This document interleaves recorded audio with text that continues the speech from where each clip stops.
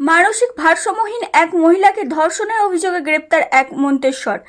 মানসিক ভারসাম্যহীন এক মহিলাকে ধর্ষণের অভিযোগে এক ব্যক্তিকে গ্রেপ্তার করেছে মন্তেশ্বর থানার পুলিশ। জানা গেছে ধৃত ব্যক্তির নাম ঝুলন দাস, মন্তেশ্বর গ্রামের বাসিন্দা। থানা সূত্রে জানা গেছে ওই মহিলার মা মন্তেশ্বর থানায় লিখিত অভিযোগ জানান, কয়েক মাস আগে অভিযুক্ত ব্যক্তি তার মানসিক ভারসাম্যহীন মেয়ের ওপর শারীরিক নির্যাতন চালায়, ফলে মেয়ে গর্ভবতী হয়ে পড়েন।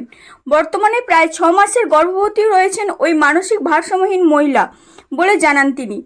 অভিযোগের ভিত্তিতে ওই ব্যক্তিকে গ্রেপ্তার করে মন্তেশ্বর থানার পুলিশ। ধৃত ব্যক্তি তার অপরাধের কথা গোপন করেছে।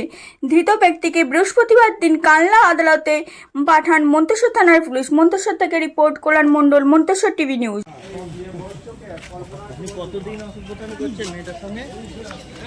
কতদিন করেছেন? কতদিন?